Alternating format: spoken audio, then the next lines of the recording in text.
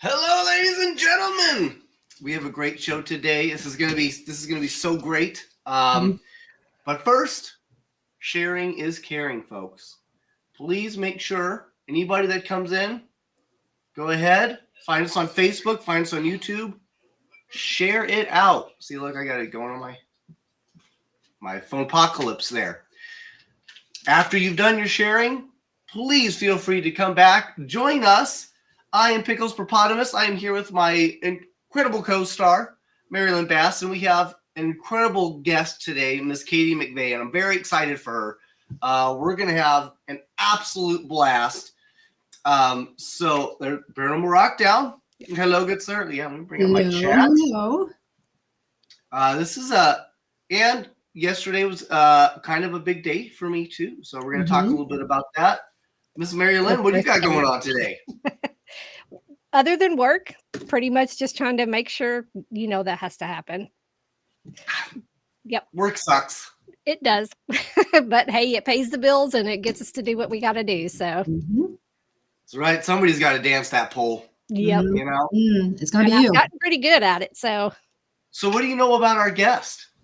Well, we actually had time to talk before, and she's a producer and author and all kinds of stuff. And we made some good connections. So event coordinator and all that. So look forward to getting to know more. Wow. That is awesome. And we had the chance to see her most recently. I have a dog here in my mouth. Weird. Actually, that's not on the dogs. Right. We got the chance to see you most recently at the Supernatural Soiree. The Battleship, New Jersey. The Battleship. That was a really it was a fun night. It was also a little frustrating, right? Because I was kind of hoping, I don't know about you, but I was kind of hoping they were going to let us like meander around the ship. Well, I thought that was the whole thing of getting to do the soiree on the ship was doing an investigation. And then they decided that we were not allowed. Katie, did they tell you that you were going to be able to drive it? They did. And they reneged when they found out that I'm not a very good driver. So, no battleship driving for me, unfortunately. Yeah, because that's okay. I had specifically made that request. I obviously was denied. You were denied as well. I do have a reminder of that night, though, Mike. I don't know if you remember these bad boys. Do you remember these? You left them on her table. I did. I brought them home with me, and I said, the next time I see Mr. What are you going by today? Papa Populus, Pickles, Papa Tommen, whatever. Yes. Yes. Pickles Propotamus. Thank you. I'll never be able to repeat that again. So, Sarah, hello. Annie. So maybe I'll wear these through the broadcast just to, keep things light and funny and, Don't blame it on me. Blame it on the alcohol. They were so we got. Yeah, that was a fun event. It was very fun. Yes. Yeah, that was great. And we did something not naughty. We smuggled in our own Fireball, like 20 bottles of. So we were at the table, but drinks. Did not know that. I was behind the table the whole time and missed that. Is that why your pants ripped? You had a little bit too much. You had a malfunction of your pants. Unfortunately, they actually ripped prior. Okay. And then we kind of like sewed it up a little bit. We like clamped it up, and then we go. It stays kind of like together up until.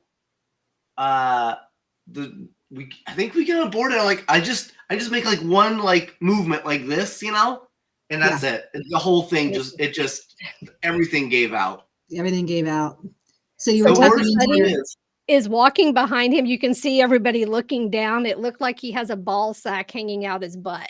Oh, good Lord. What a bad look for you, man. Not a good look. I was fine with it. It was a conversation starter. I mean, that's true. You are a man who's not afraid to be embarrassed. So, that's cool. That is true. So how did you do? Let me take these off because I feel silly. Philly wonderfully so. They were cute. Thank you. They glow in the dark. I see that. And he said, Yeah. I knew you guys looked wasted. We were. Right. Yeah. Hi, everybody in the chat. Thank you for tuning in. Thank you so much. Hello. Greg Ogle's in the chat. He will be, that episode is not out yet, but will be out soon. But we did just have episode 2 of Pair with the Normal got released, which is awesome. So in honor of the release of our second episode, and of course, seeing our wonderful Miss Katie McVay, folks, today I am doing my Crown Apple Peach. What do you have, Katie?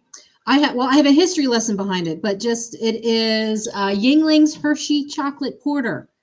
Ooh. Okay, well, I want to hear this history lesson here in just a second. Yes. So I am actually doing mango peach with tequila. Oh. Whoa. You're gonna be Stepping fighting into somebody by the share. end. That sounds delicious. All right. Cheers. Cheers. Spirits for spirits. Yeah. Nice. All right. You want a quick history of this beer? Yes. Yes. Okay, so for those of you who don't know, I was born and raised outside of Philadelphia in Pennsylvania, still live there. And 2 major institutions in Pennsylvania is Yuengling Beer and Hershey's. Everybody's heard of Hershey's chocolate, right? Yeah. Not everybody has heard of Yuengling. Yuengling Brewery is about an hour north of me in Pottsville, Pennsylvania. It was started in 1829, making it the oldest continuously operating brewery in the United States.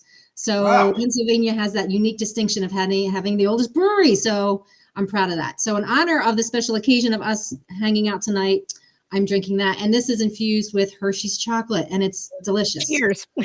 So Right. cheers. Yes. I thought Yuengling, it sounds like it's like from China. China, I know it does have a weird name, Yuengling. I don't know the history. I think it might be a German. That is the name of the family too. Yuengling is the name of the family, and they're in their 3rd or 4th generation. And the cool, also, MaryLynn, you'll appreciate this. It's actually owned and operated now by the daughters. So it's an all-female owned brewery as well now. That's So cool. that's pretty badass. I love that too. So, but yeah, I think it might be a German last name. I'm not quite sure. I'd have to check on that. So what is the spelling on it? Yuengling, Yuengling. Okay. Yeah, like Yuengling all the way, like the song. Yeah, exactly. Yuengling all Jingle the way. bells. Not Ying- jingle Yuengling bells. Yes. Y-U-E. So it's totally different. Yeah, Yuengling. Hey, Misty. Misty! Hi, everybody. Hey, Eddie, hello. Oh, how you in the house? Steven. All right, I'm going to go down the list really quick and say hello to everybody so we don't miss anyone. Please do. So we have Chris with Paranormal Rockdown, Stephen, Woo-hoo. Annie, Sarah Lemos, Hello. Lee Allen, Crystal, Push down. Chris Blomquist, Yep. Hello. Bye-bye. Greg Ogles, Thank you, Stephen. Kelly Hapala. Hope I said that right. I think I did. Hello. Joe Hey. Siegel, Luna Moon, Yeah. Hello. Misty Gaither, Misty, James Cummings. Misty, my girl, Misty. Holly McGill, Holly. Holly. She knows Yuengling. She's familiar with Yuengling. and that's That's my brother's we have favorite so far. beer. That's awesome. Thank you for joining. Thank you, everybody. Thank you for put, joining the them. actual history there. Yeah, throwing a little history lesson among the shenanigans. Yeah, Nick, what up, buddy? So you're not in Philly anymore, though, right? Yep, I'm still in Philly. Yep, born and Really? raised. I didn't Not know. in like the city proper, but like I live in a small town called Pottstown, Pennsylvania. If you're familiar with Pennhurst, Pennhurst Asylum is 5 minutes from me. I was born and raised 5 minutes from Pennhurst. That's a bucket list location of where I want to go. So Oh, you guys have to come. You guys have to come. we will come see you. I'm literally 5 minutes from Pennhurst, and it's a great location, and you guys need to visit. And Pennhurst is huge, right? Pennhurst is huge.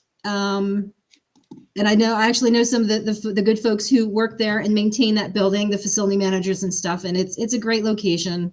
Has amazing history, as you guys know. And I'm always the first to sing the praises because they're trying to do right by the place and the history and all that good stuff. So you guys have to come visit. That's awesome. Yeah, no, I don't know much about it. Is there like a smaller place for beginners, like a Pencilhurst? A Pencilhurst, maybe. No? Okay. I'm gonna go out on a limb and say no. You're just gonna have to dive head first right into Penhurst. Sorry, buddy. We're gonna look into that. Yeah. So before we get any further, I would like to say thank you to everyone that wished me a happy birthday yesterday, as yesterday was my birthday. Happy birthday. I will say on my birthday, typically, if I get maybe 5 to 10 people that are like, "Oh, hey, happy birthday, dude!" Like that's a good year, right, on Facebook for me. But since I've done this show and I've been doing all this traveling.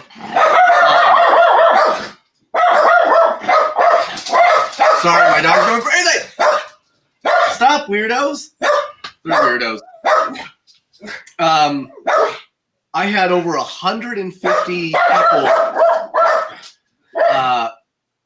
It was paid. I believe that. I had over 150 people just on my timeline alone that said happy birthday. And I tried to make sure that I said, thank you to everybody individually because it showed me when I first started. Berserk. Let's let the animals do their thing. They're fine. They're excited about your birthday. So excited, but it really showed me that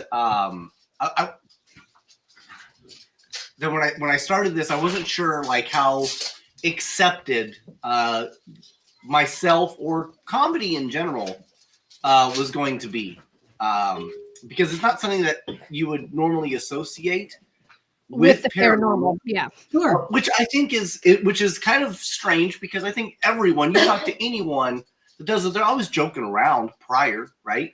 Mm-hmm. They're always like, yeah, I had my buddies over, we were having a good time, So I think there's a good reason for it to be accepted, but I wasn't sure. And I think that just really it really showed to me deep down that you guys have really accepted me into that little family, and that we're going to continue to grow. And my hope is that we're able to help others, break into the field, hope that grow. And, like I said, or like I would say, a rising tide lifts all ships. So hopefully, maybe through, pair with the normal, people that maybe wouldn't normally be interested in the paranormal, or maybe they will be. And now they're going to be more inclined to go and visit Katie and find out more about what Katie does. Katie, what do you do? What do I do? Wow, I wasn't expecting that. Okay, so we're transitioning. I should know to expect the unexpected, right? I came as prepared as possible. I had my snacks for, National Cookie Day, and I had my spirit, and I had my phone, and but then, and then when you go and ask me what do, I freaking blank out, right? So what do? I run a company called Tamerlane Media. And for anyone who isn't familiar with the word Tamerlane, it is a Poe reference. And anyone who wants to be bored to death about that, I can talk to you a little bit about Poe. Annie knows a lot about Poe. Yeah, I do want to know more about that because, my wife's from Baltimore. Oh, no way. And, yes. And nice. I know that is where he was born. And I believe I think he's buried there too, right? He's buried there. He was actually born in Boston, died in Baltimore. That's right. Yeah, but he's buried in Baltimore, right? Yes, he was buried a total of 2 times in Baltimore. So, yeah, the first time he was buried, it didn't stick, and he was exhumed and reburied. So why was that? I don't know. I'm about to find out. But Katie, tell us more about Tamerlane Media and Sure. its connection to Poe. Sure. So basically, through Tamerlane Media, I do a couple things. I run public ghost hunts and paranormal events. Did you say pubic? Yeah, I did say pubic events. Yes. Okay. Yeah. Perfect. So you have to be of a certain, personality to attend my events because they are pubic. So, just throwing it out there. Then you would be good reading my books. Oh, that's right. We chatted a little bit about your books. They sound saucy. Yes. They sound a little saucy. I'm loving Mark. that. Yeah. Okay. I'm on it. And I also publish books. Speaking of books, that's the other thing I do through Tamerlane. I publish spiritual and paranormal books. And I also do energy work. Not a lot of people know. A lot of people know me in the paranormal community as the ghost hunter, paranormal researcher, and event planner for ghost hunts. But my primary passion is helping people through energy work, Reiki, energy work, chakra cleaning, balancing, all that kind of woo-woo stuff. That's my biggest passion and what I was put on this earth to do to help people. So passion, more energy. Yes. So that's what I do through Tamerlane, and it's fun. I'm enjoying it. So when you say you do like ghost hunts, is it specific to just like Philadelphia area?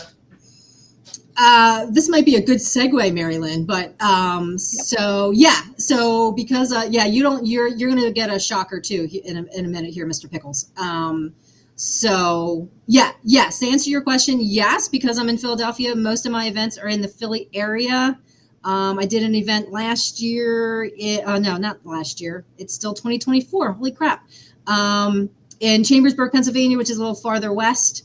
But yeah, they're all in the Pennsylvania area. But starting next year, I'm going to expand my horizons a little bit. And I hope to have a little bit bigger events elsewhere. Nice. Boom! So that's what I've got coming up. April 26th, everybody mark your calendars. And Mike, we're going. And you guys are going, by the way. So I was looking for my beautiful face on there. I don't see it. Well, it's not on there yet because she just talked to us. Yes. Okay, good. Phew. Yes. So for those of you who aren't familiar, that is the USS North Carolina. It's a paranormal investigation that I'm hosting on the battleship North Carolina in Wilmington, April 26th. I haven't even put the made it public yet or published tickets yet, but I hope to. It's public now. It is public now. Yes, indeed. So when the tickets are available, I will let everybody know. Thank you, Annie. Love you, girl. So there you go. And Mr. Pickles, Propotamus, you are going, by the way. Okay, awesome. I'm excited. April 26th. Hi, Jenny. Yeah, and it's on the battleship there, so that's going to be. And we actually get to do a tour of it. So yes, and it's a tour. You have all day access. Just a little sneak peek. You have all day access beginning when they open during the day. You can walk around, self-guided tour during the day, and then at 6:00, you're mine for the investigation until 3 a.m. We are going to investigate that bad boy. So yeah, I'm hoping everyone in the chat will join us. It's going to be fun. I'm excited. Oh man, that's great. So we'll promote the heck out of it because that's going to be huge. It's going to be big. I'm hoping. So you did. Yeah, Holly, you better be there, girl. Sorry. Holly. I want to say I met Holly at the Spooky Explorers Club. Spooky Explorers Club. I've never heard of such a thing, but I do know you met her at the Gettysburg Bash. Oh, maybe I met her at the Bash. Okay, yes. I couldn't remember which one. Yeah. Spooky, awesome. Wait, Spooky what? What did you say? Spooky Explorers Club? I've never heard of that. Is that a thing? Holly, is that a thing? I've never heard of that. It is a thing. So Spooky Explorers Club is something that is created by Aaron Sagers. And this year, yes, the back. Okay, good. And we went to Disney World. That's right. Oh, that's right. You did. How was that? It was a lot of fun. I actually got sick, so I had to leave super early because I didn't want to get anybody else sick. The second I felt it coming in, I was like, I gotta go. I got no chance. So I left, but it was amazing. The first day I was there, it was so fun, and everybody had a great time. I'm really excited for next year. Yeah, I did see pictures of that. It looked amazing. Yeah. And it says that you've done the aura photography with Jenny. Jenny with Davis. Jenny How Davis. did that How are you? go? She did mine. Did she? Yeah. She's So amazing. what color were you? I was green. My aura was green. I love green. Leprechauns are green. The leprechauns are green, and I'm Irish, so I was happy with green. I'll take it. So it's I was yellow. Pickles. You were yellow? I was yellow, like the snow after you've gone to the potty. Oh, you were Eskimo snow, Eskimo yellow snow. Gotcha. Okay. But it turns out it was actually surprisingly accurate because it really described my personality to a T. So I have to give her kudos. Yes. It was really awesome. Jenny is the bomb. And it's correct. Jenny says Mike said he needed to be a comedian, and it is correct. Oh, well, there you go. It came to fruition. So I don't know if you know this, Katie, but I have a son. I did not know that. No, wait. Did I? Who? Did you have him with you at the soiree? What's that? Did you have him with you at an event that I met? No. That was his brother. I don't know. was Were your you at brother. Gettysburg? I was at Gettysburg, but I met someone that came with you at the soiree. Who was that? That's his Oh, that was brother. my brother. That's your brother. Okay. I met your You brother. met my son. You met my son at Gettysburg. I did. You did. You didn't even know it. So you did. I You didn't met know him in I'm- Gettysburg. He lives at the orphanage, the haunted orphanage in Gettysburg. Oh, okay. You had me fooled there for a minute. Pickles Hippopotamus. Yeah. Okay. Yes. Good old Tom Demko. Yes. So Thomas the reason he Demko. brings that up is because at one of the events, he made. Go ahead, Mike. You made the comment. So they come up. So the whole Ghostly Images tour comes up to me, and they're like, "Hey, we're with Ghosted Images," and then the first thing they say is, "Tom lives at the orphanage," and I was like, "Oh, hang in there, buddy. Somebody will adopt you." You know. And he's like, and that just like completely threw them off their game, and Right. It stuck with them so much that they reached out to me and they're like, I cannot stop thinking about this. We cannot stop making fun of Tom because he lives at the orphanage now. So I made him a video to help him get adopted. Okay. But nobody would. So I said, if nobody would adopt him, I would take him in. So I've officially adopted. Oh, I was going to say, do you need to play the video now? Maybe somebody in the chat would want to officially adopt him, but you. Tom says he is 65.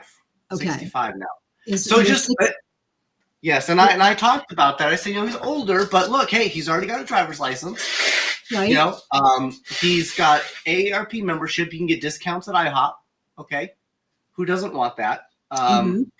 He's already probably got great health insurance. Krista's saying, "Don't take our son. Don't take our son away." No, I won't. He is safely in your hands, Krista. No worries there, girl. It's all good. Yeah. But yeah, the folks at Ghostly Images are amazing. Tom and Christy, right?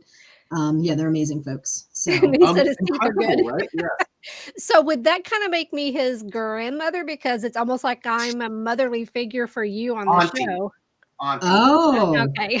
it's a Okay. family affair. Yes.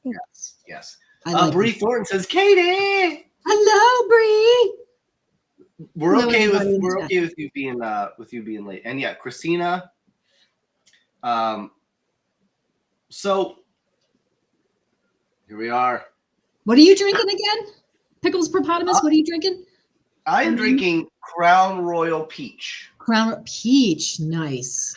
Yes, it's really good. Out of your I like porta Crown. potty. I'm not from Canada, but I like Canadian whiskeys. That's okay. That's It's okay. heavy fruit. And also my favorite, for anybody that actually wants to know what my favorite whiskey is, it's actually Japanese whiskey.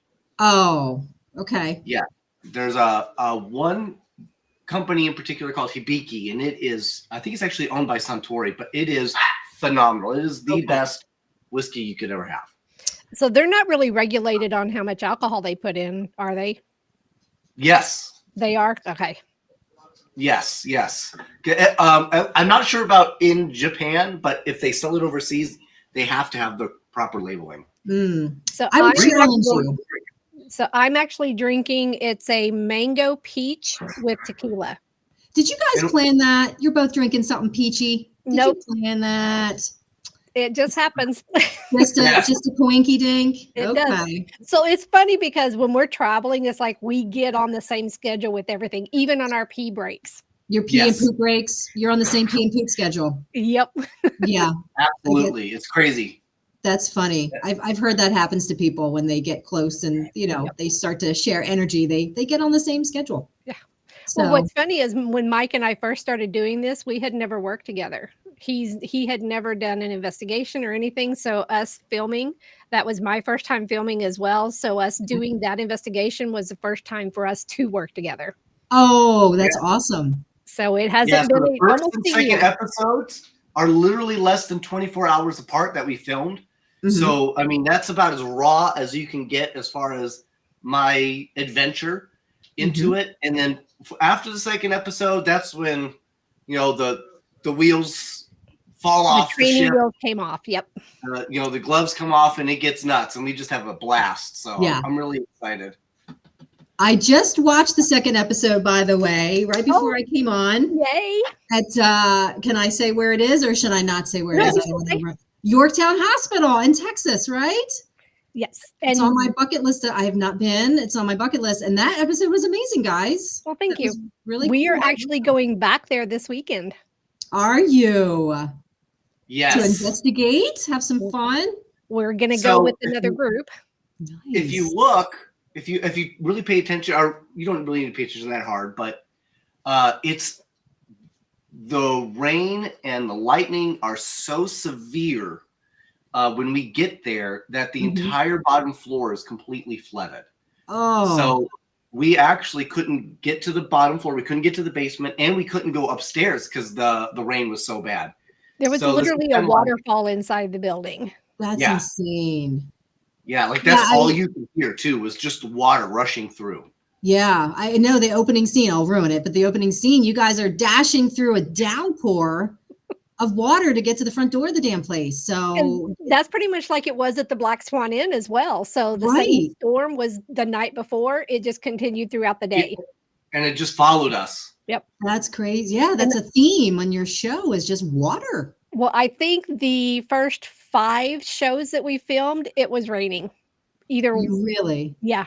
So I think it was the last 2 is for the first time it was not raining. Yeah. Bye, Annie. Yeah, that's really weird. Why didn't like it? Didn't Crystal? I want to say it was like a spritzer, though, right?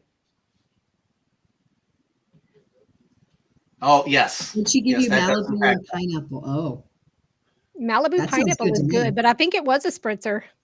I think it might have been a spritzer. Yeah. Yes. I have a hard time with steps. I don't know what. It's because I have wide feet.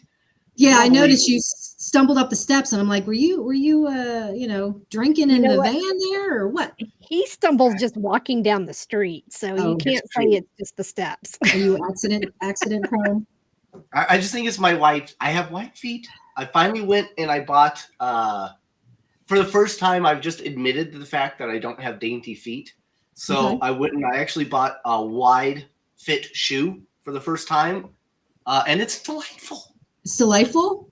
It is. It is. Okay. So, Katie, I'm going to switch gears on you. And I want to ask you about the afterlife. Okay, let's go there. Okay. First off, do you believe in reincarnation? I do. Absolutely, I believe in reincarnation. Yes. Okay. So, does everyone get reincarnated? I believe, now I learned this in my Reiki training. For people who don't know, 2 years ago, I took a step back from the paranormal. I'm going to answer your question. I took a step back from the paranormal and I just dove deep and chug. Spent a year learning Reiki, and that's all I did. I ate, breathed, shit, learned, researched Reiki. And during that training, I learned a lot about reincarnation, different universes, that kind of stuff. And so, yeah, I believe in reincarnation. However, I believe that it's not necessarily a good thing. You're not meant to. You're not meant to reincarnate. If you reincarnate, it means you have unfinished business that you didn't take care of the first time. And so you're being reincarnated to fix it again. Wash, rinse, repeat until you fix that problem. We're meant to be. Well, then what happens after you fix the problem? Then you're a spirit. You don't have a meat suit anymore. You don't reincarnate into another human meat suit, and you're just a flea. You're just a flea. You're just bouncing around. And it actually, Yes. for me, is, my thought process on that too, is you can actually become spirit guides and you can help others. Yes. And that is the ultimate goal, right? The ultimate goal is to be a free floating spirit out in the universe, to not have a meat suit, and that you can ascend and you can become a spirit guide or some kind of ascended, I call them ascended masters. Mm-hmm. That was part of my Reiki training, is learning about ascended masters. And so, yeah, so I believe in reincarnation, but Earth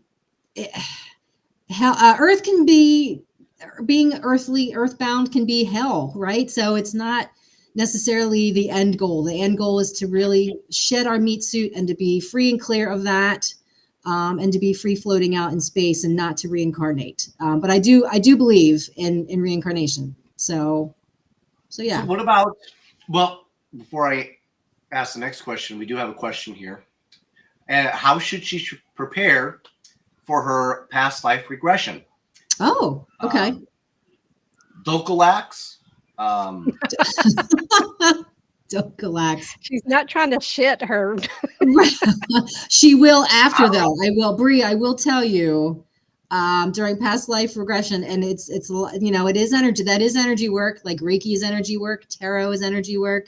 Doing chakra balancing is energy work. And anytime you have energy work, you will push stuff out emotionally, mentally, and physically. So, bye, Pickles.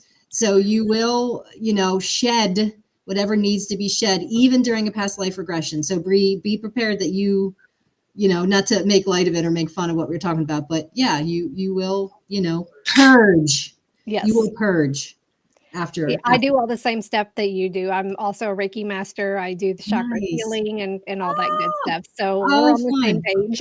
Yes. Yeah, I love it. Yeah, we could talk forever about that kind of stuff, right? It's good stuff, and it's important. What is a ghost? What is a ghost? I think that is the universal question. I think that is so hard to answer because it is. That's what we all chase, investigate. Right? Yeah. But to you, what to is me, well, here's the thing, MaryLynn, I think you may identify with this, but I go back to my Reiki training. Ghost is kind of a bad word in the Reiki world, because ghost is has a negative connotation behind it. Ghost usually means a bad spirit. Okay.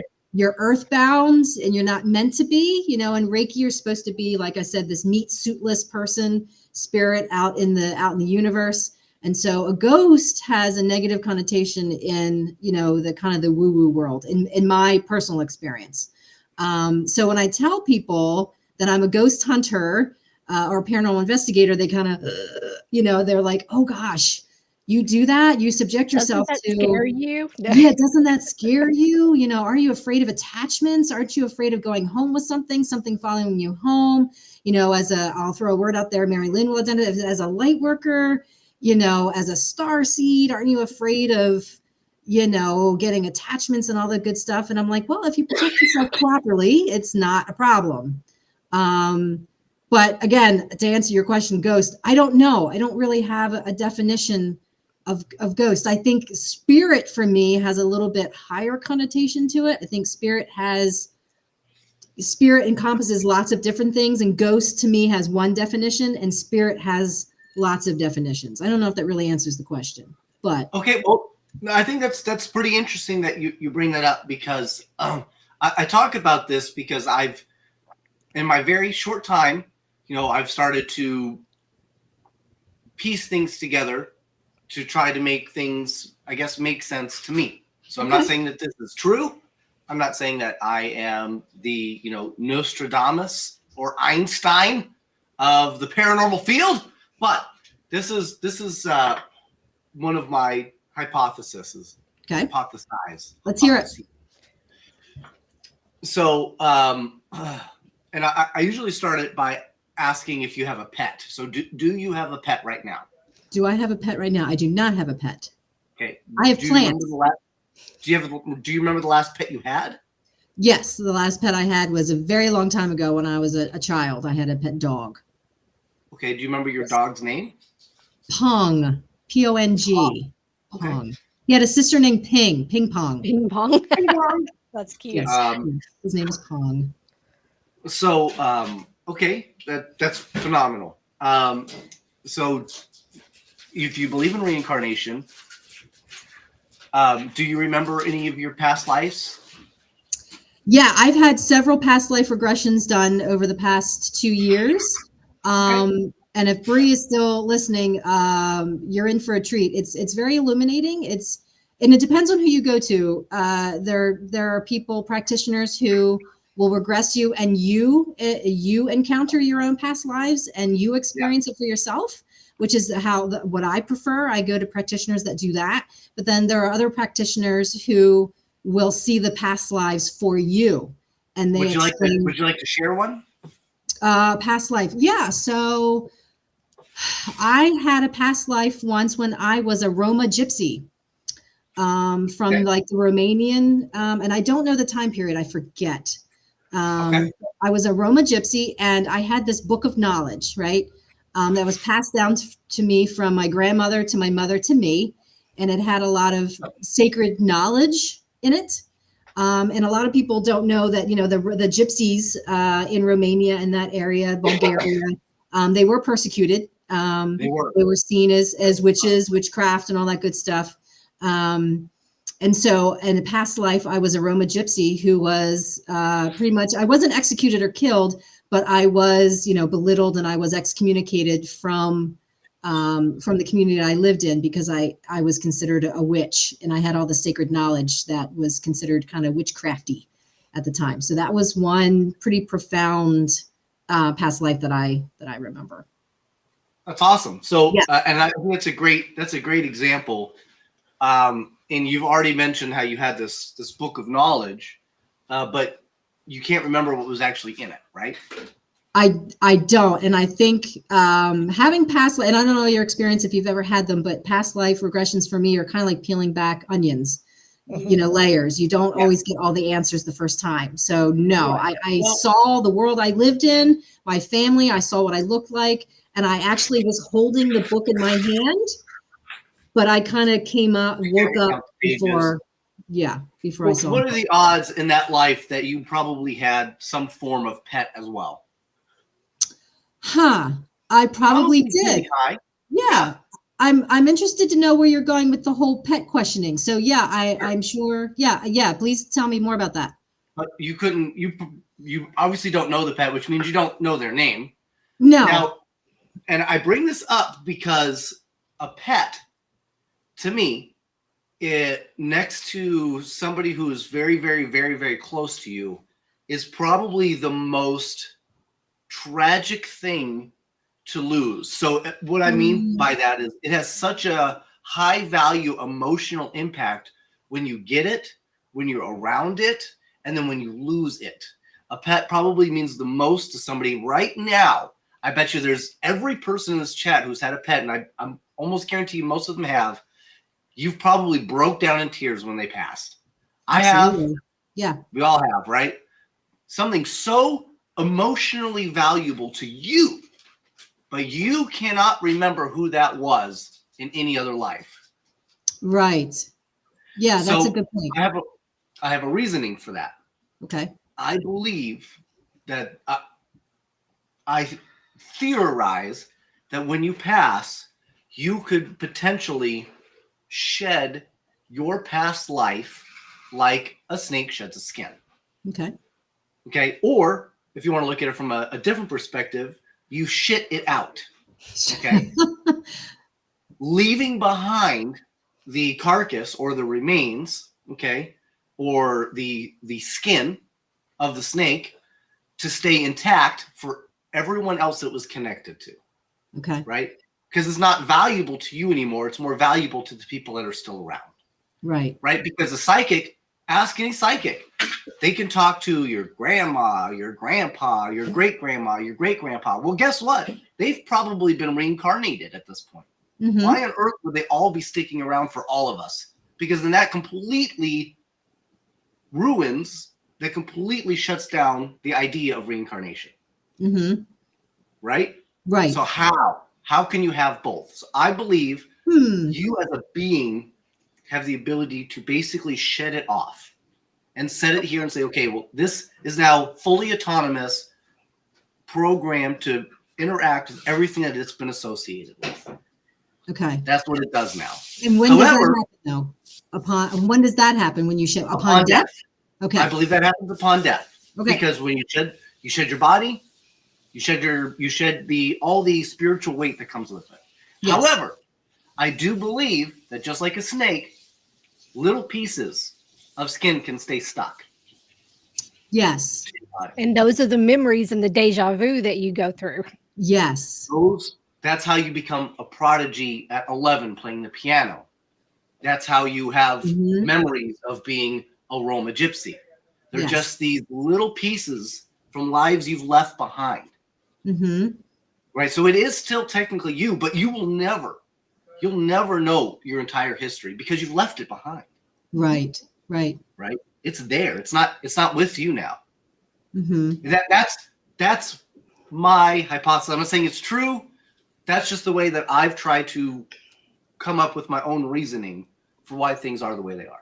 Right. Well, it makes sense to you on that, and it's something that you have to work with what helps you understand, and somebody else may think a little differently. So that's why we investigate, and that's why we're looking into all of this, trying to figure out, what's out there. So we do have another question is like, were you going through the Akashic Records? Was that the book of Akashic Records that you were looking at? It could be. And I did see that comment, and so yeah, when you do past life regressions, you do, first of all, you do access the Akashic Library, the Akashic Records, and it is possible. I don't know, maybe in another lifetime I would have just had access to that book, and maybe I was holding that Akashic book of mine, and I just wasn't. Maybe I wasn't mature enough. Maybe I wasn't ready yet to see it. I don't know.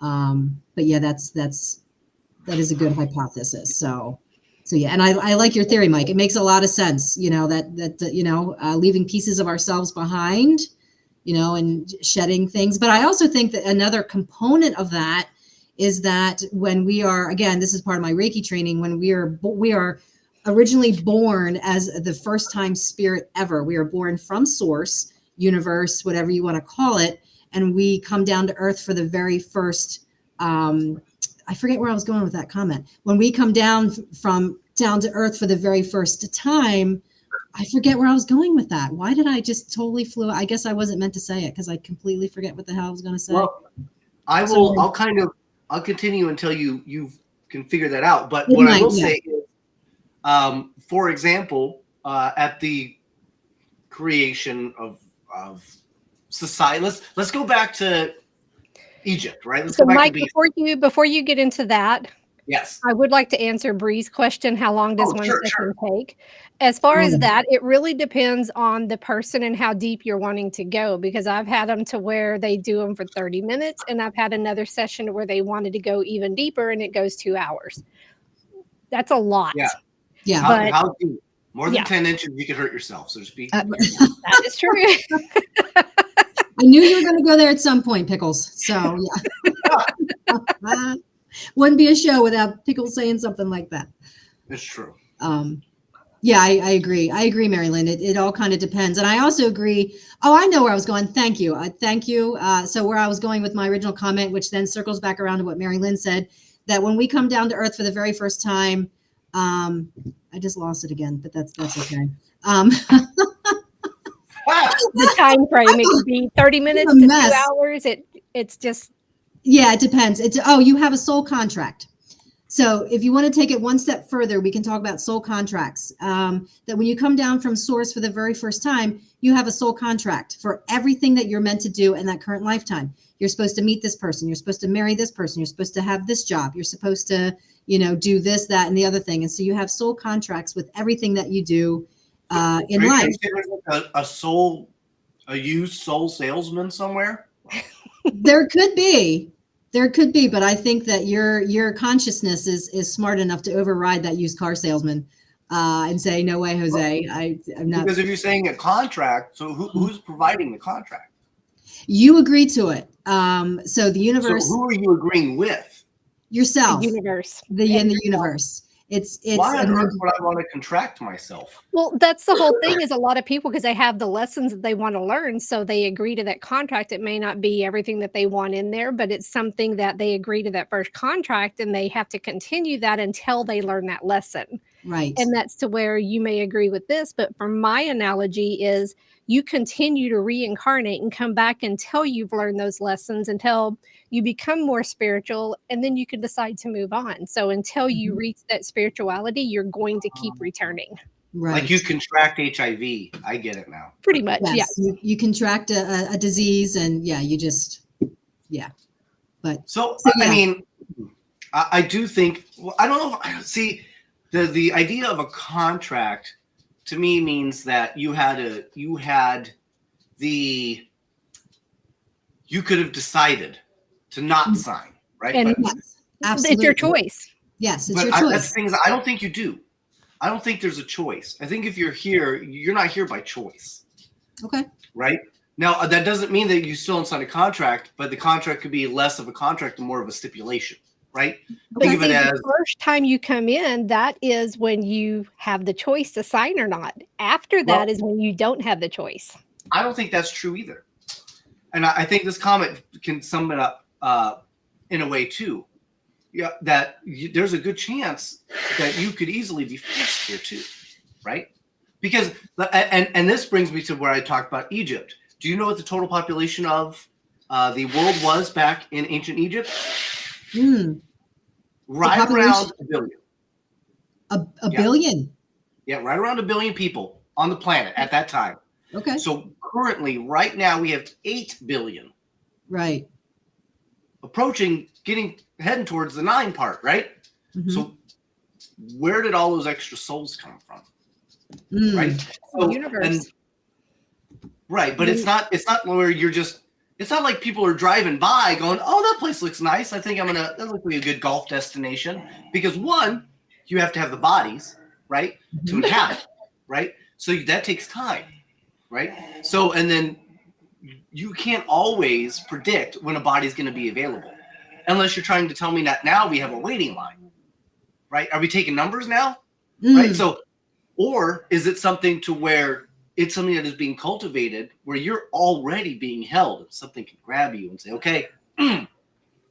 Well, that's kind of where you're in limbo. Time. So that's where, for me, is like if you have not reincarnated, you can be in limbo, but you don't know how long you're going to be in limbo. So it could be like, say, 1800, then all of a sudden it's the year 2000 and you've reincarnated. Everything is just so different. Right. Yeah, but if you think of it, like if we go back to Egypt and there's a billion bodies, so you're saying there's 7 billion people just waiting in limbo to do just like Beetlejuice, right? That's what I was thinking. Like the waiting room in Beetlejuice. Yep. Yeah. That's what makes it so exciting when you really kind of start to kind of go down the weird rabbit hole, right? And that doesn't even scratch the surface as to alien.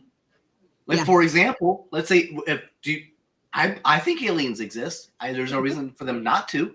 Absolutely. So who's to say that we don't just cycle?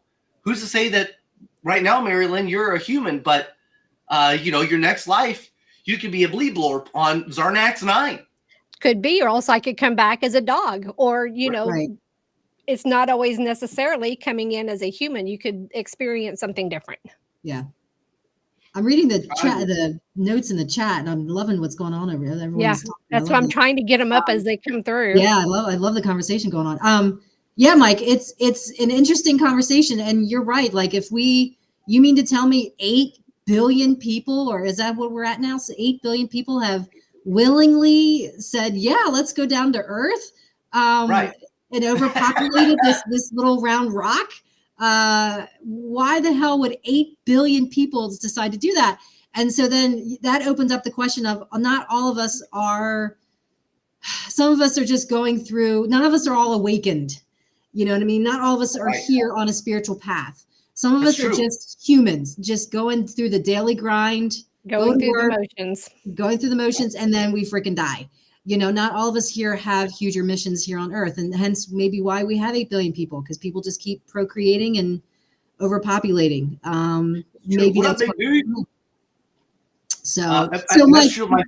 When my father passed, he was like, "There's no afterlife. There's nothing. When I'm dead, and that's it." And Right. that's his belief.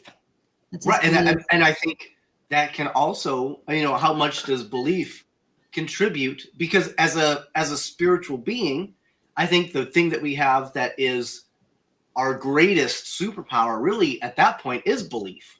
Yes. Yep. Everything Right. comes down to belief. Everything. The thing is, whenever you die, your beliefs, I believe, kind of go with you too, because that does not just disappear. So if he chooses that his body is just done, he's making the choice now not to reincarnate. So he probably will not reincarnate. Right. Or maybe he will, and he will just actively choose to forget everything. That's a possibility too. Yeah, that's true too. Right. So had I mentioned, you can kind of shed things off and set aside. Well, what if you also have the ability to go, nope, I'm just eliminating all of this. I don't want any of it to exist. Yeah. And I'm moving on. You could, but then I think that if you're doing that, you're breaking your soul contract. You are.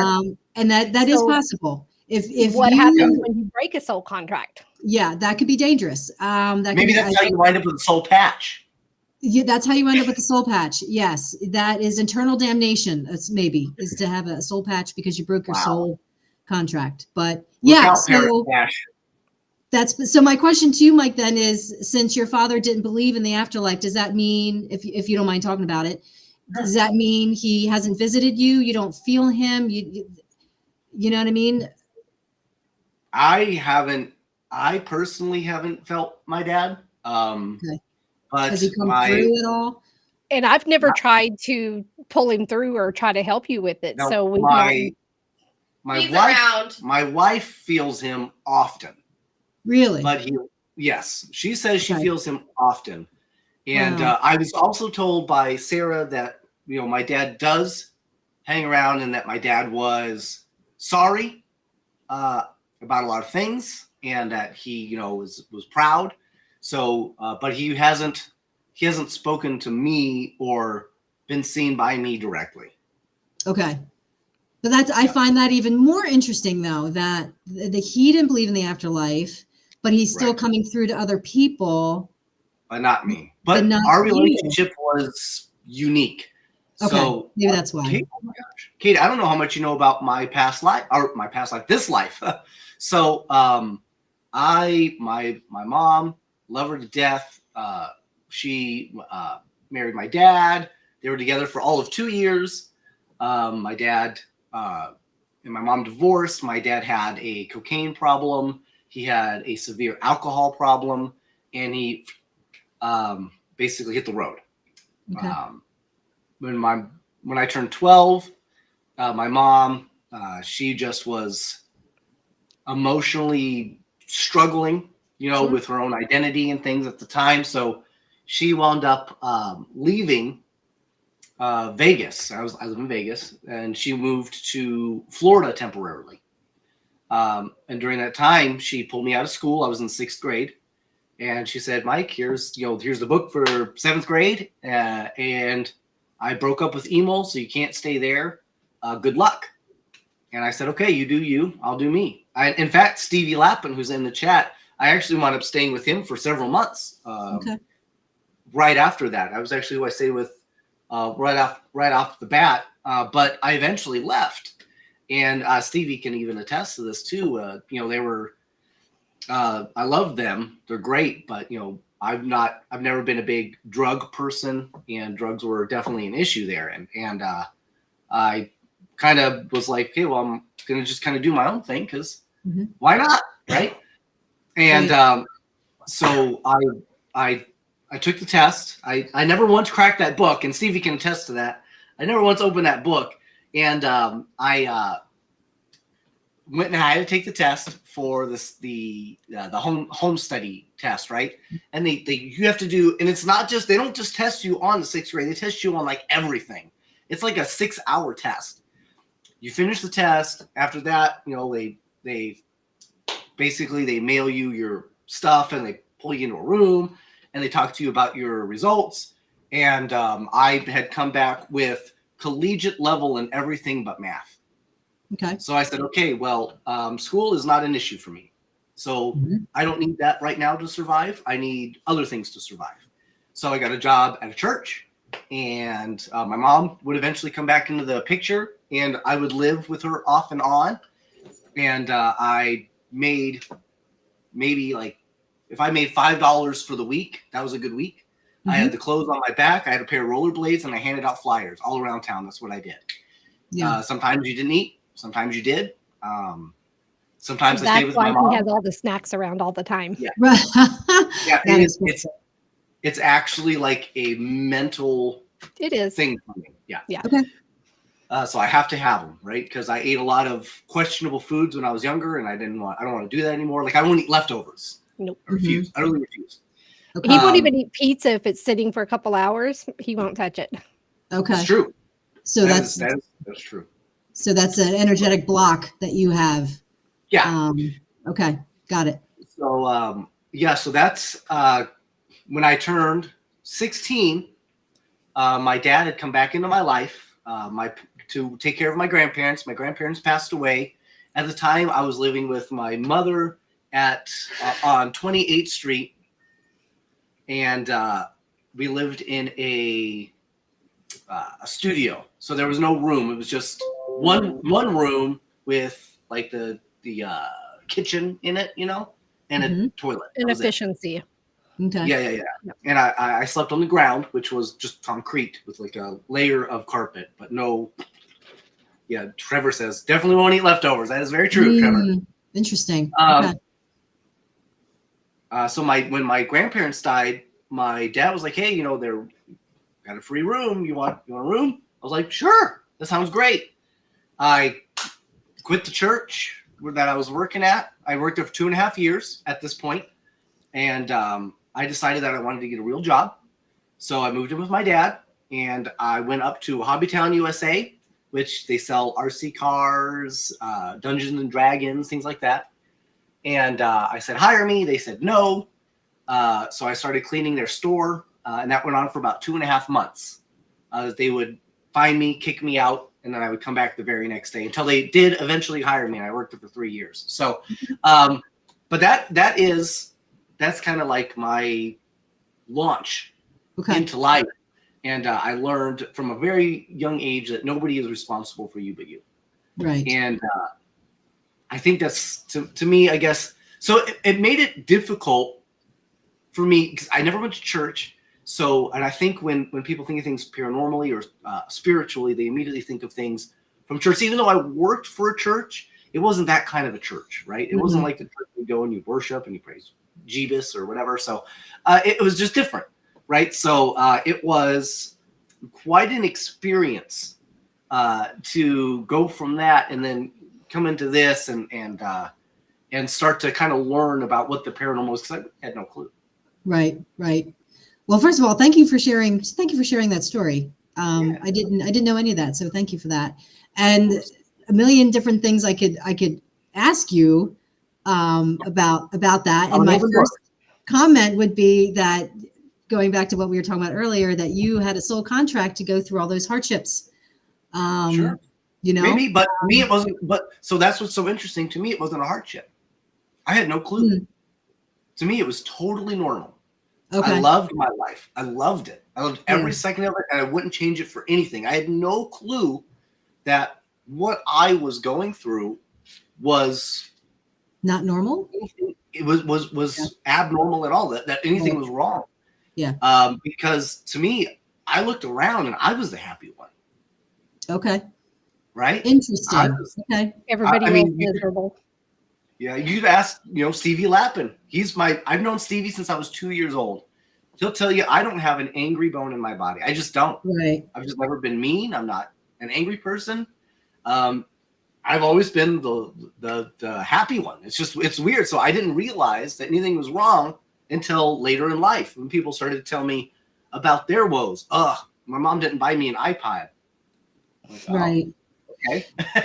Is that a problem for you? Like, I didn't know. Yeah. So my training pretty much taught me that negative emotions are human emotions, right? Anytime you feel anger, pain, disgust, sadness, that's a human emotion.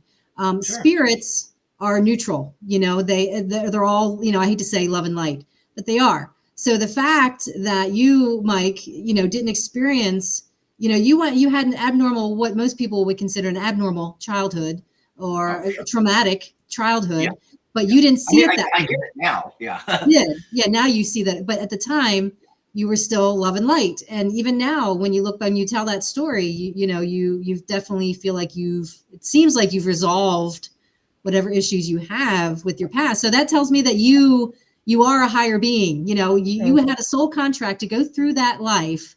And as you were going through that life, you recognized it. The fact that you were like, you weren't like, I'm a victim, this sucks. Right. You didn't have that human reaction that most humans do. So I think even then as a child, you knew that you had a soul contract to go through all that bullshit. And that's what you signed up for. And that's how you were able to maintain that positive attitude. So kudos to you. That's cool. The craziest part about it is when I had the realization, it wasn't when I was later in life. I was actually 7. And I can actually remember it to this day that when I just kind of looked at myself and I said, Mike, nobody's going to take care of you but you, buddy. Right. This is on you. Right. And I've to this day, MaryLynn, we've gone how many places? Have I ever blamed anybody else for any type of I just don't. As things come along, it's like, okay, so we got to shift, and I'm pretty much the same way. So that's why we work so well together. It's like, we just don't take it personally. It's like, okay, we got to do this instead. So instead of being a victim, I am a little antsier, but I noticed that.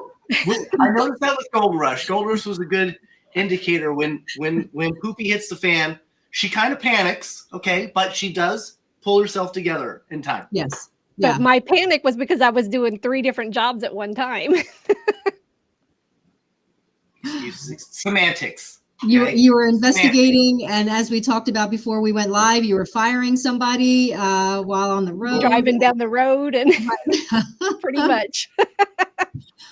So I'm on the computer and everything while I'm still trying. So true. Yeah. Yep. Yeah, she's firing people. And I've never seen somebody so excited. She would call and be like, hey, is this Josh? I'm like, yeah, this is Josh. Hey, Josh, you're fired, man. Didn't that suck? All right, well, I'll talk to you later. Yeah. That is not how I did it. But that's also the Sagittarius in you, too. You're a Sagittarius. So we both are. You're a Sagittarius, too? Yeah. When's your birthday? The 20th. No way. Yep. Oh, of November? December. Oh, yep. So I'm right on the cusp. Yeah, I was going to say you're a cusp with Capricorn. Yep. Okay, gotcha. All right. Well, that explains both why you guys get along then. Yes. Okay. Yeah. Okay. Exactly. Yeah. So we've actually known each other now for almost a decade. Mm-hmm. That's right. I do know the history of your meeting and your backstory between you two. So that's pretty cool. And things have come full circle too. So they have. Yeah. Yeah. That's it was just by chance, and it just happened. It's like it fell into place. We didn't have to fight for it or anything. It's just there. You had a soul contract with each other to meet and then fulfill your destiny. So here you are now with parallel with a normal. Or was it a patch? Sorry. I forgot about the patch part. So actually, if you look, I can't even have hair there. I have like no hair. Yeah, you have. Oh, yeah. Maybe that's why I have to keep pulling mine. No, I'm joking. Yeah. I got none. I tried to grow my hair out for the Wolverine thing. Hi, Linda. I looked like a Wolverine on meth. Like I just had like these patches of hair. It was awful. Little tufts of hair. Well, see, because Oh my I went as gosh. Bellatrix from Harry Potter, and I offered to give him some of my hair to glue to his face. Oh, there you go. Well, that would have worked, I suppose. So. Yeah. Oh, that's so cool. Your birthday's on the 29th, Bree? Nice. Capricorn. We got to meet Bree. We filmed at... I don't know, Bree. I don't think I've met Bree. Oh, it was the theater. Or no, the jail. Sorry, it was the jail. The theater? We did a theater, but it was at the Bleckley County Jail with Parastash. Oh yes, yeah, I've been there. Yes. It's a great location. Hello, Parastash, if you're watching. Hello. Parastash. It's a great location. So Katie. Yes. You have no pets. You got kids? You married? No, I'm a single girl. I'm divorced. I've been divorced for 5 years. It's a whole story, but it's a good story. Nothing really to tell. Was it in your contract? It was in my contract to divorce my husband at a certain time. I got a COVID divorce in 2020, which is a lot easier than it sounds. So yeah, that was part of my soul contract because, long story short, I had a soul mission here on earth, and I had to do that outside the confines of a marriage. I had to go on that journey alone. And to this day, me and my ex-husband are still best friends. We see each other all the time. We're still good friends. So he knows all the stuff I do. I drag him to haunted stuff sometimes. So he gets it. And so, yeah, now I'm single. I live alone. No kids. We never had any kids. That was also probably part of my soul contract. I love kids. I have a 12-year-old nephew who I adore, who was like my own. When did you decide the paranormal was for you? When I had my first experience, I was 16 years old when I had my first paranormal experience, which is probably a little bit older than most people. Because when I talk to a lot of people, they're like, yeah, I was a toddler. I was 4, I was 5, I was 16. Yeah, I was 18. You were how old? I was 18 when it hit me that, I mean, I had experiences earlier, but I didn't take them as being paranormal. Mm-hmm. It wasn't until I turned about 18 that something had happened to me that scared the bejesus out of me so bad that I said, maybe there's something there that I can't explain. I think that's a lot of people's experiences. And that was my experience. I had something happen and I can't explain it to this day. I can't recreate it. I don't know what the hell it was. And I've been trying to figure it out ever since. That sent me down a rabbit hole of more of research than investigation. And then, like a lot of people, when the shows came out, I was like, holy shit. That's pretty badass. You can do that. You can go out to haunted buildings and investigate. So yeah, I've been interested in the paranormal I'll date myself for 30 plus years. But I didn't start investigating I've been investigating for about 5. Okay. So yeah, and it's fun and I love it. So. And so when you have Tamerlane Media and you do tours, where do you tour? Well, I don't tour. I run like ghost hunts. Oh, hunt. So where do you hunt? Does it change all the time or? Yeah, I have different events throughout the year. So the very first event I did actually was with Dustin Perry at a local, not a brewery, an Irish pub that we investigated together. That was fun. And then actually I did an investigation this past May with the searchers, Shane and Josh, and Mr. Parastash himself was there. And that was out in Hershey area, but it was Chambersburg Jail. And what else did I do? I think that was it. No, I hosted and then we got something. That one coming up at the was it the North Carolina? Yes. And I have lots of other things coming up too. So hunts that I'm planning. So yeah. And so she'll share those with me, and we'll help share those out. And we're going to plan to try to visit as many of her events as we can. Oh, absolutely. Thank you. Appreciate that. And you guys, I want you at all of it, and come to Philadelphia too. And absolutely. Out. I know you were just recently there at this Siggity soiree, but you got to come back. Maybe do Speaking of the soiree, we actually were able to kind of create a video, an informative informative video on some things that were on the actual battleship. Do we have that available? I have it here. Let me pull it up. Hold on a second. It's like she's brand new to me. I'm telling you, she's wet behind the ears. Like she's never worked with me before. You wouldn't even know that she was an IT. And pickles, yes. Oh, so actually, believe it or not, James Cummings, I actually owe him a Domino's pizza because I totally stole his pizza and ate most of it. And it looks like you licked it apparently too. I did more than that. So You did. I definitely owe him and Bree another pizza. Okay. And that's actually where we met Bree. Bree Nice. Thornton too was also at the Bleckley County Jail. Nice. That's some sexy looking cheese right there. I always give her a hard time because her name is Bree, but I know it's not spelt the same, but still, give it to me, damn it. Still, yeah. I would imagine you, Mr. Snack, you would think of cheese right away. Exactly, right? Like I can't help get myself. Brinton Lodge. Thank you, Holly. Thank you for that reminder. Yes. Oh, you never, Alicia, you gotta go. If She's you never keeping something up. investigated a ship, I never have either. I was really hoping to do it on the New Jersey. I wasn't able to. So I'm excited to do it on the North Carolina. And then once we see this video, we'll have you tell us a little bit about the North Carolina and why it's so special. Sure. So it's taking a minute to upload because I didn't have it Go ahead and uploaded yet. tell us now. Hold on a second. And what are we watching?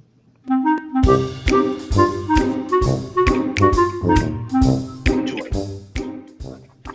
Hey guys, Mike G, pair with the normal. I'm here with MaryLynn, us. And we just wanted to take some time. We're at a very historic location. This is actually one of the very first locations where they decided to craft entirely out of metal a giant dildo. And she was very excited when she saw it. I'm not entirely sure why. I just wanted to kind of point this out to you. What's really cool is it's got the fantails to kind of enhance the experience. I'm not entirely sure because giants weren't really a thing, so I'm not really sure if that was necessary or not, or maybe it was like a Guinness Book of World Records thing. We don't really know for sure. It's been lost in the annals of time. See what I did there? But it was really nice to be down here, and of course, we're going to the Battleship New Jersey. Oh, you know what? We're here for the soiree tonight. I think that's actually a propeller. Now that I'm looking at it. But don't quote me on that. It's probably the other thing, but it's also possibly a propeller. It was so windy. You got the other one on the ship too, right? I do. I did not have that one here, so it is still uploading. So give me just a minute on that. It's a little bit longer. Well, Katie, why don't you tell us about what makes the North Carolina so unique? Well, I was just kind of looking that up as I was. Oh, perfect. Well, that's great. I don't really, because I didn't really know. I know obviously it was used during World War II, so apparently it was built in 1937 in New York, in Brooklyn, New York. Let me see what it says here. It was launched in 1940. So it's seen action. It did see action in World War II. Yeah, nicknamed the Showboat. It was ordered to the Pacific Theater of Operations after Pearl Harbor. Just, everyone knows Pearl Harbor, December 7th. It was launched to the Pacific for the Pacific operations of World War II. It arrived in Pearl Harbor, 1942. So it has some miles on her for sure. Wow. So it has served in every major naval offensive across the Pacific, has 15 battle stars. She is the highest decorated American battleship of all World War II. Nice. So, the most decorated American battleship of World War II. And I'm hoping everybody will come down and come up wherever the heck you are and see it. Derek, show up at her event and I will have drinks with you. There you go. So Bree also says that psychic with the With a sidekick is sidekick. how you should be introduced. Actually, our original name was Sidekicks with PSYD It's true. KICKS. So that was our original name. Mm-hmm. So can you bring up her flyer really quick? Yep. So she can see when it is. So it is a paranormal investigation is on April 26th. April 26th. Yeah. And everybody involved knows about it, but I didn't tell them when I was going to start advertising. So surprise, everyone who's coming, Shane Pittman, Josh Purvis, Michael John Angus, Sean Austin, Mike, Eric, and Franny. Surprise. It is now official. So there you go. All right. So April 26th. I also see something. You have a book up here, The City of Lost Secret. What's that? Yeah, so I have 2 books that I published. The City of Lost Secrets. If you're into Da Vinci Code, it's a Da Vinci Code type book. Love it. I would consider it like a religious fiction. It's not, religious, but it's religious fiction like Da Vinci Code. Sure. Takes place in Jerusalem, Israel, about a woman who is searching for the lost tomb of Jesus. So I'm really proud of that book. I spent 6 months researching that. I did everything. Unfortunate. She was just born in the wrong place. If she was in Mexico, there's tons of Jesus. Yeah, I know, right? Right. There's Yeah. tons of Jesus. She should have just gone to Mexico. I know. They grow like weeds down there in Mexico. The Jesuses. Oh, but that's cool. That's an awesome book. We'll have to read that. What's this one? Lake of Fire? And then Lake of Fire is my latest baby. That's a paranormal thriller, paranormal fiction, and that's a haunted house book. So if you're familiar with the theory of doppelgangers, I did some extensive research on doppelgangers. And so Lake of Fire is basically a haunted house book about an evil doppelganger that takes over this house and tries to take over the spirit of the main character. So that was really fun to research and write. So if you're into haunted house books, pick that one up.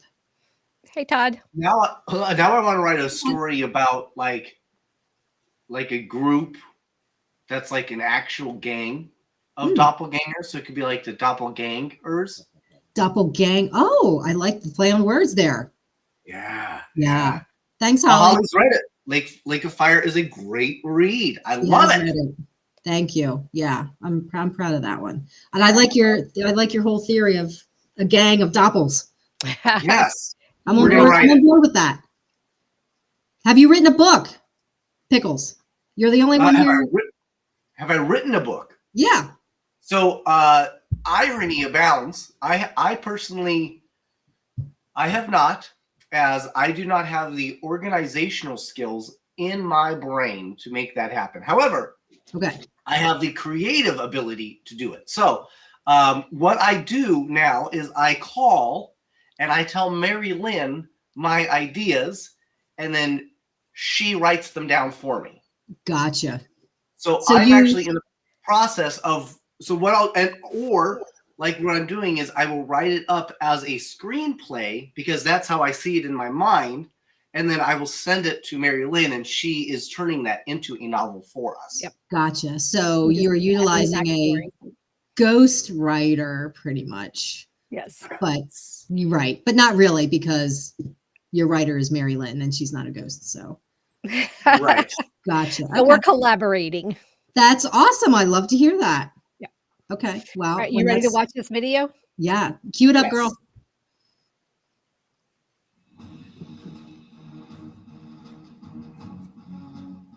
I can't hear it. You can't hear it? Oh, wait, a little bit. What's up, everybody? There it is. It's really quiet. Battleship New Jersey in New Jersey, and we're here to talk about this awesome piece of equipment. Now, letting all our people know, helicopters weren't originally called helicopters. They're called ornithopters. Before they called ornithopters, they're called hip-hop anonymers. None of those names stuck, so they decided helicopter was a lot easier to say and pronounce for people, so that's kind of what they went for. One of the first things they put that was instrumental for these things to take flight was this blinky light down here. That's how you know, because red means fast.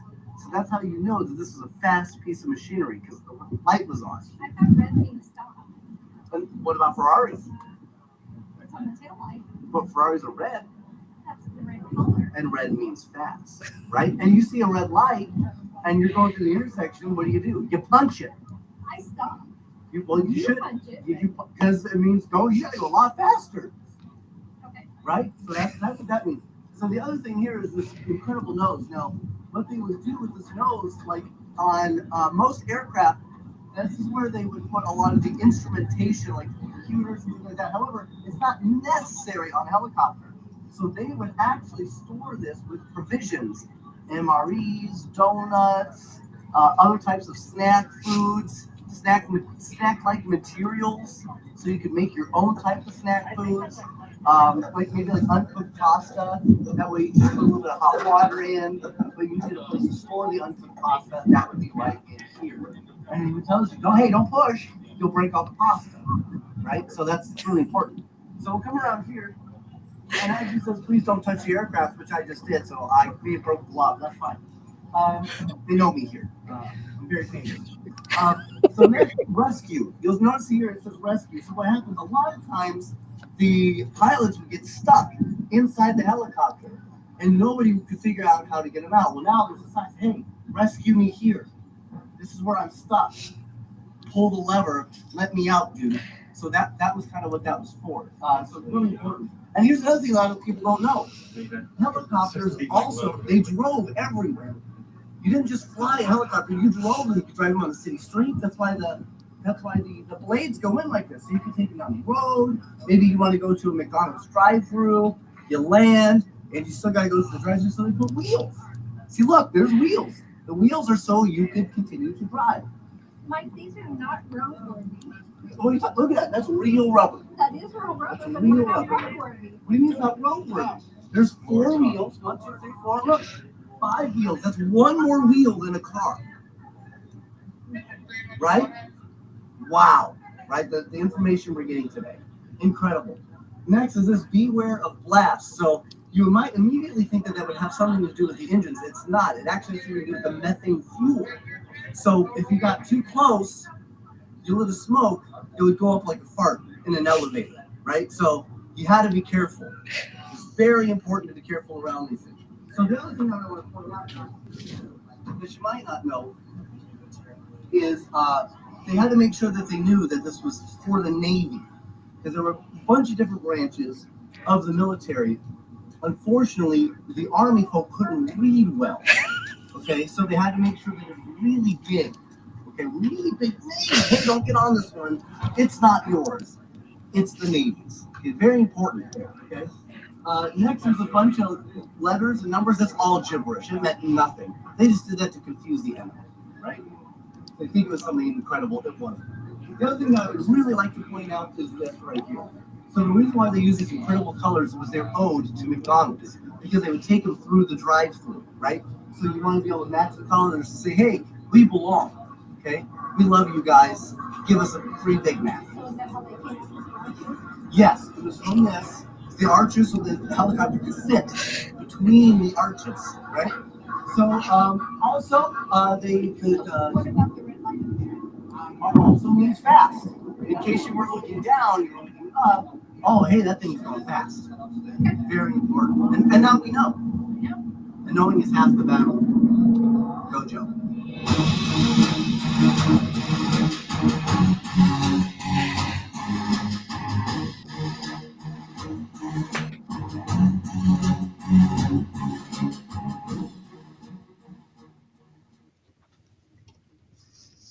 There you go.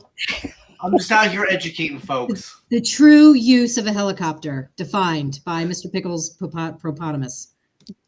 And Breed pointed out, yeah, if somebody pushes in, all your foods would fall out in the Yes. helicopter. That's and Jason McGray is in the building. Everybody say hello to him Hello. Hey, Jason. and check out his book as well. He's got a fantastic book out. Nice. And I'm trying to get him something for his book, which is going to be great.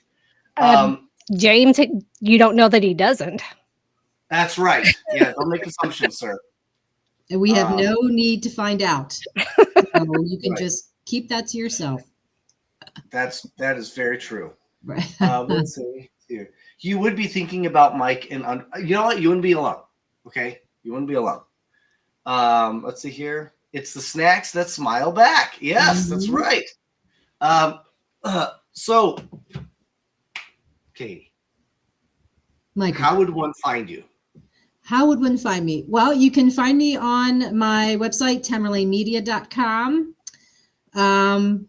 It gets the job done. It's a basic website. If anyone's looking to book any energy services with me, they can go on there and book directly on there. If you're on all the social media stuff on Facebook, you could just search for Katie McVay and then Katie McVay Tamerlane Media. I think they're scrolling me up. Yep, thank you. And then I am on Instagram. I'm more active on Instagram, I think, than I'm anywhere else. Po Girl Paranormal, Po Girl Paranormal on Instagram, and Po Girl Paranormal on TikTok. So there you have it. Yeah. So what's the Po connection? The Po connection. Well, I don't know. People ask me about Po and they say, how do you get into Po? And I don't have a good answer. And I think, honestly, it might go back to like a past life thing. I don't know if I had some kind of past life with him or something. I just really identify with him. And I was introduced to him from a very young age in grade school, reading The Raven for the very first time. And I was like, holy crap, what is this? This is the most amazing poem I've ever read. And I've been fascinated and borderline obsessed with Edgar Allan Poe ever since. And I identify with him more now as an adult than I did as an adolescent when I was originally introduced to him. Really? Yeah, just because he kind of did his own thing. He's a bit of a lone wolf. He didn't always fit in. And, I think a lot of people identify with that. I know I do. I get along with a lot of people and I know a lot of people and I'm friends with a lot of people. But at the end of the day, I still feel like I'm doing my own thing and I don't always fit in, with the popular cliques, and that can be lonely and isolating. So I definitely identify with that in him. And he had this creative streak that just, if he didn't get it out, it just bothered the crap out of him. So I can identify with that. Any creative people, I know you identify with that. There's just the urge to create is a need. You know, can get depressed if you don't actually do it. Yes, you can get depressed if you're a writer, a painter, a podcaster, even you guys doing this. I'm sure you might get twitchy if you don't do this every week, or if you have to take a break, you're like, I have to get back to podcasting. Yep. It's just this urge to create and to put yourself out into the world. I'm a creative person to begin with, so. Yep. You are. I know both of you are very creative, and I love that about you guys. Well, see, that's my connection. Okay. Well, my connection is with Mark Twain. Oh, really? Yeah. So he's actually my fifth great uncle, but there's just that. Yeah, there's a connection there for me. So you're like, call him Mark Twizzle. Mark Twizzle. So you're actually related to him. Yes. Have you been to his house in Hartford, Connecticut? Not to the house, but I did go to the printing press. It's actually in Virginia City. It's where he started working at the newsletter. Get out. Mm-hmm. I have to get out there. I've been seeing so many things. I know you guys have been out to Virginia City. I saw you guys did a little snippet for a beacon on there, and I watched that. And so many people have been talking about Virginia City. I have to get out there. You have to go. It's one of our finale, in fact. What's that? That Virginia City is our season finale. That's how awesome it is. Yep. Okay. Well, hey Josh, we're all going to tune into. Oh, hey Josh. To that. Do you want me to tell you who I'm related to? Who are you related to, Pickles? Nobody cares. No. Nobody famous. Do you want to know what my name means? Galliano? Remind me, because I remember watching this in another podcast you're on, but please remind everybody what Galliano stands for. Yes. So for those who may be new to the whole surname thing, a surname came about because there were so many people by the first name that they had to find a way to differentiate people. So they did that originally based on what you did or what you knew. For example, a smith was a blacksmith. If your last name was shoemaker, you were probably a shoemaker. If your last name was cobbler, you were probably a cobbler. So they, that was kind of how they formed your name, your surname. Mm-hmm. My name is Galliano, which And- translates, and I still have the paperwork somewhere. It translates into the one who lives near chickens. The one who lives near chickens. Yes. Okay. Basically meaning my family had absolutely no discernible skill at all. In fact, I can see the census people coming by. They knock on the door, I say, hey, we're giving everybody surnames. Where do you work right now? Well, I'm kind of between jobs right now. Okay, that's fine. No worries. Okay, well, what were you trying to get a job as? Whoever will take me. Okay, well, did you have like a something that you're just really good at? Not really. I've pretty much been fired from most of my jobs, so I can't really say that I'm really good at anything. Okay. You're making this hard on me, pal, but okay. Oh, I see back there, looks like you got some chickens. Are you raising those? No, those aren't mine. No, they were here when I moved in. I don't know whose those are. Okay. So you just live here? You're just I just moved in. It's a nice place. But those aren't your chickens. Nope. Mm-mm. Okay, well, I guess you just live near them then. Yeah, pretty much. That sounds good. Okay, well, that works for us. That's all the questions we have. Thank you for your time. Wow. That's it. One who lives near chickens. Okay. Well, I mean, I guess there could be worse surnames, like, the people who live near shit, or, there could be some things worse than living near chickens. There Right? could be. There could But be. I'd like to point out to all the people out there who wish they were like related to royalty. Not Right. everybody's royalty, hon. Okay? No. I'm here to tell you right now, somebody has to live near the chickens. And it was me. Right. Okay. That's cool. My surname means absolutely nothing either, McVay. And Really? my surname got bastardized, because my family came in through Ellis Island, like a lot of the Irish did. And I'm actually Scotch-Irish, and I don't even know what the hell it means. I'm Scott-Irish too. Are you? wow. Bast is Scotch-Irish? Well, no, that's my married name. That's right. So my birth name Yes. is Smith. Galliano was because Italian. my dad was adopted into the Smith family, but originally a McCoy of the McCoy. Hatfield and McCoys. Hatfield and McCoys, yes. Yes, the McCoy side. Cool. Nice. And then Ulysses S. Grant is my great grandfather. Gotcha. Down the line somewhere. Okay. And from what I know, MaryLynn, all Mix used to be Max, M-A-C. Yep. And then somewhere along the line, all the Max got bastardized to become Mix. Mm-hmm. Yeah, but there are still Max out there, like James McAvoy. He's a famous actor. Yep. His name is McAvoy. So his name, yeah. So it's interesting. So I don't think my family lived near chickens. Maybe they live near sheep or cows. Maybe since I was Irish. I don't know. So you and I may be in the same boat, Michael. We really could be, and it's one of those things where yes, I'm Italian, Palermo, Sicilian, and not I guess. So not only this is the best part. So not only do I not have anybody significant in my family lineage, not only does my name have no significant value, there has been nothing significant that has happened on my birthday. Oh, nothing. So, okay. Yes. Other than obviously my birth, right?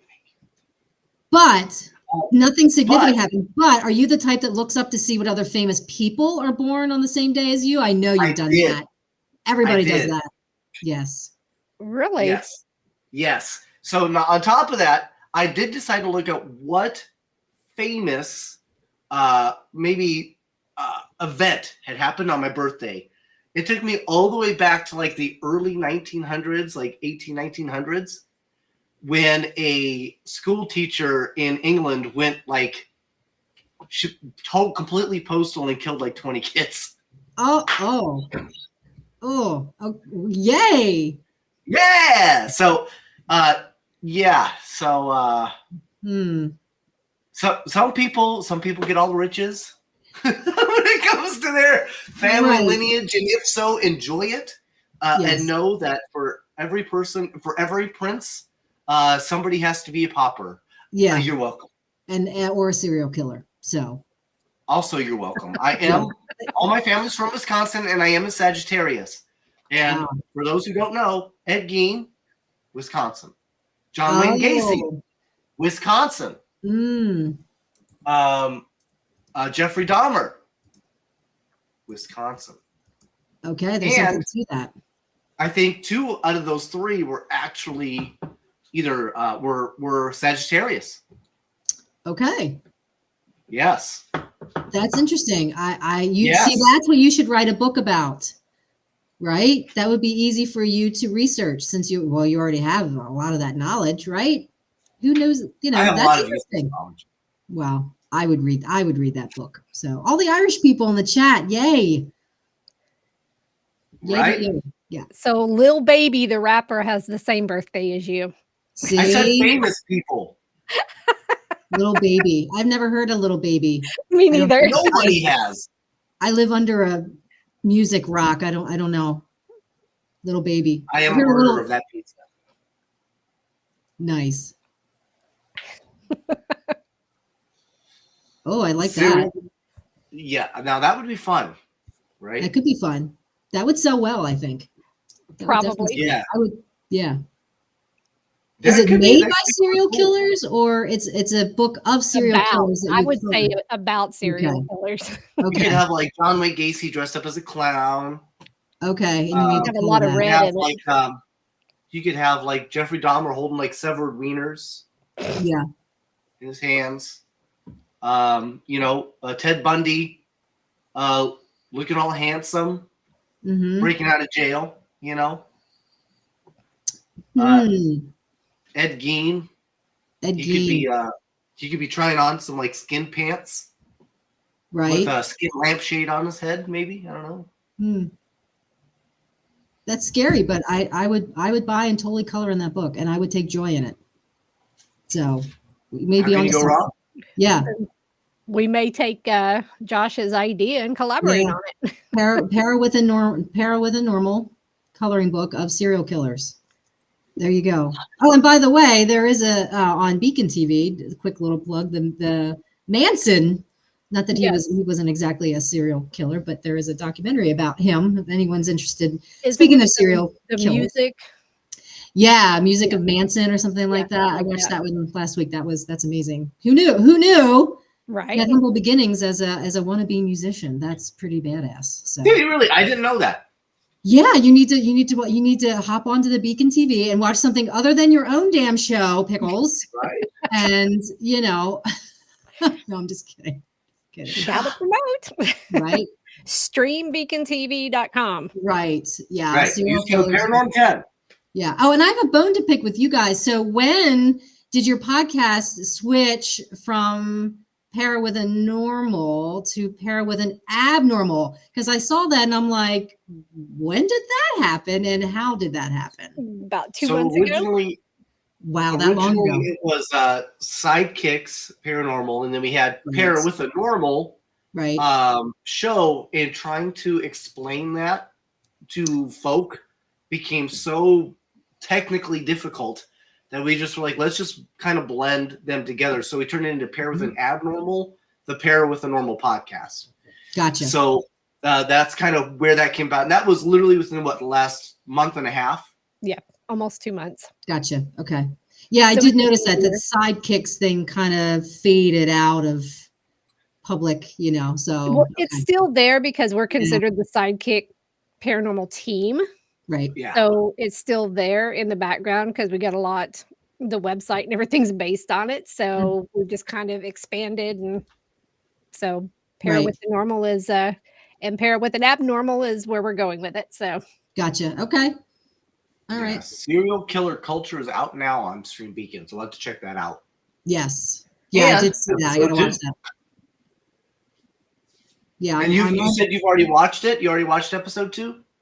I watched episode 2 right before I logged on. So I saw you guys at Yorktown. I saw you whip out your little dowsing rods. Yes. Yeah. So I saw you do that. And yeah, that makes me want to go to, I spend so much time on the East Coast. I've been up and down the East Coast a million times. So I need to expand my horizons in 2025.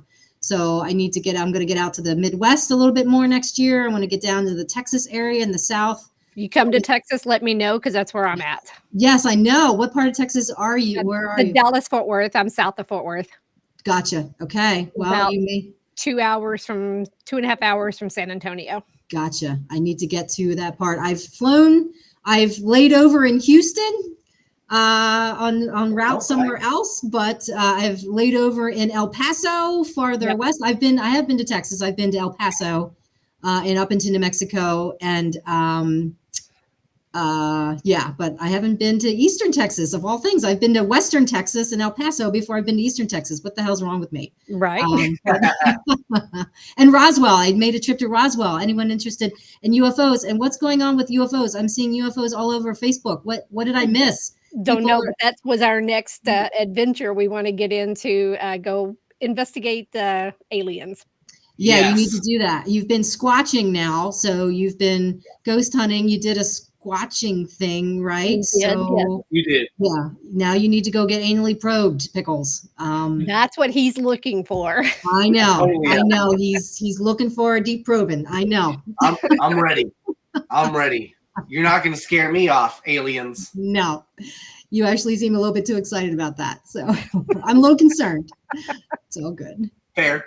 Yeah, fair. But I just hope they have a cafeteria. what's that? I said, I just hope they have a cafeteria. They will have plenty of trust me, there will be plenty of snacks. Whatever planet you end up on before they probe you, they will feed you snacks out the ass. So no pun intended. Yes. So you're good. You're good. Do you remember the name of that inn that we stayed at, that you guys had to stay at, that had like the wheel, I wish you could remember. It was near McConnellsville that we stayed in. Can you figure out what the name of that was? Are you talking to wife- me or to Katie? No, Stevie. His wife had recommended to us. I was and like, it who the hell's he talking to? Oh yeah, for a Stevie, where we was it an inn or was it his somebody's house?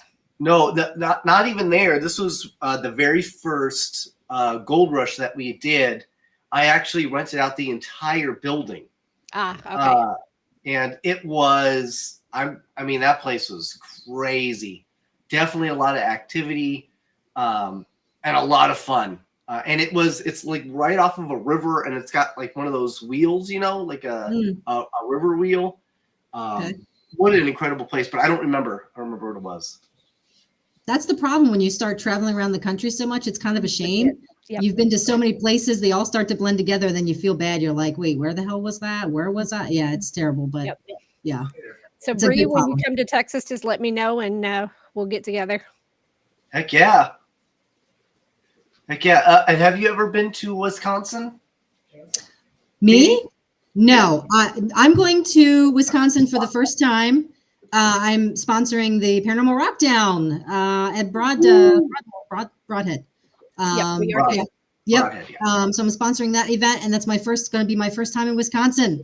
And like I said, I've made a goal to.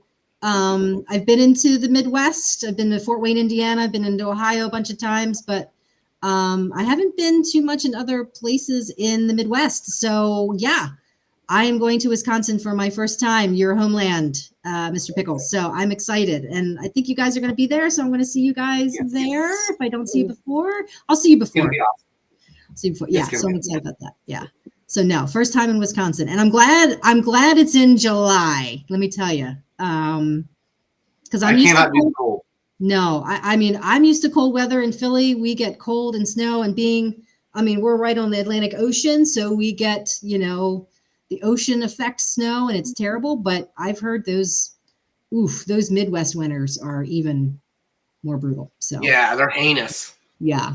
So I'm glad it's in July. So All right, yeah. folks. Well, we've gone an hour and 45 minutes somehow. Ooh, I don't know how that happened. Yeah, that was awesome though. good conversations. Yes. Great conversations with Katie McVay, Tamerlane Media. Please look her up. Come to her event on April 26th April 26th. at the USS North Carolina. We'll put Yeah. information up on our website, on our Facebook page, on our Instagram page, and it'll obviously also be on hers. So please feel free to check that out. And Miss MaryLynn, why don't you play us out? Let me get back to it. I had it queued up. And she left. Did it again.